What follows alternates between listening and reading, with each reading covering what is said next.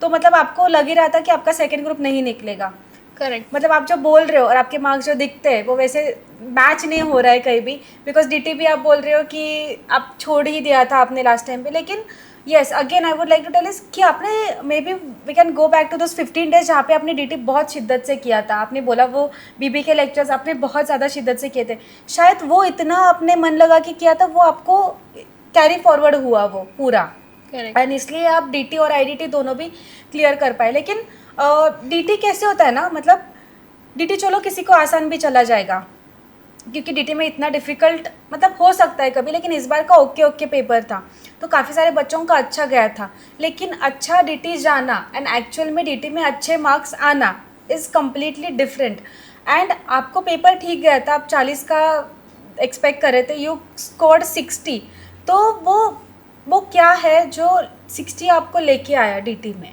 मतलब आपने कितना प्रैक्टिस किया, आपका रिवीजन ज़्यादा हुआ था क्या, या फिर जो भी पहले आपने वो इनिशियल वन या 1.5 मंथ्स में जो प्रैक्टिस किया था वो इतना अच्छे से किया था कि आप एग्ज़ाम में उसको अच्छे से लिख पाए? क्या था वो एग्जैक्टली? हाँ, अभी 60 आने के लिए शायद मैं भी, मतलब जो मुझे लगता है जिसने कंट्रीब्यूट किया डीटी में 60 आने के लिए, तो पहले तो था कि मैंने क्लासेस बहुत अच्छे से किए थे। उस टाइम मैंने डिसाइड किया था कि I will do it like it is my last revision. Yes, तो मुझे कंसेप्ट वहाँ पे बहुत सारे अच्छे से बता क्लियर हो गए गए थे। हाँ, थे। मुझे सिर्फ अभी राइटिंग प्रैक्टिस करना था क्वेश्चंस का। यस। ये था पहला। दूसरा था कि आपने मुझे याद है बताया था कि पहला जो क्वेश्चन होता है सबसे बड़ा 14 मार्क्स वाला, पीजीबीपी के हाँ, ऊपर जो आता है सबको ही उसमें कंप्लीट मार्क मिलेंगे वैसे नहीं, लेकिन तुमको जितना आता है उतना। उतना लिख के आना है। Yes. जितना भी आता है उतना। तो वो मेरे दिमाग में था और मैंने वो वैसा ही किया वहाँ पे पेपर में जाके। जितना जितना मुझे आता था उतना, तो वो उसमें आईटीसी के बहुत सारे क्वेश्चंस थे उसमें, छोटे छोटे। तो वो मैंने जितना आता है उतना लिखा। और एक्सप्लेनेटरी नोट्स जो हम लिखते हैं, notes to the adjustment, yes, वो मैंने बहुत अच्छे से लिखे थे।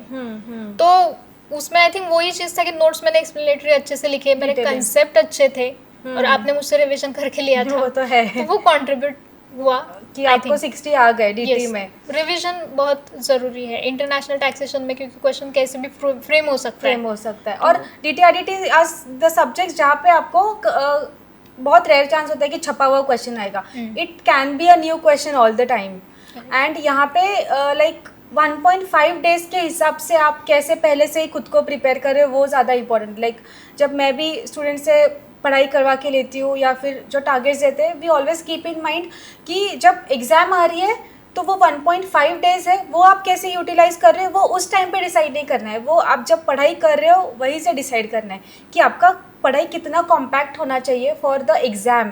तो वो जो हम लॉन्ग टर्म सोचते हैं तब जाके वो 1.5 ईजी जाता है, मतलब 1.5 में सब कुछ रिवाइज हो पाता है, एंड तब जाके आपका पेपर सही जाता है।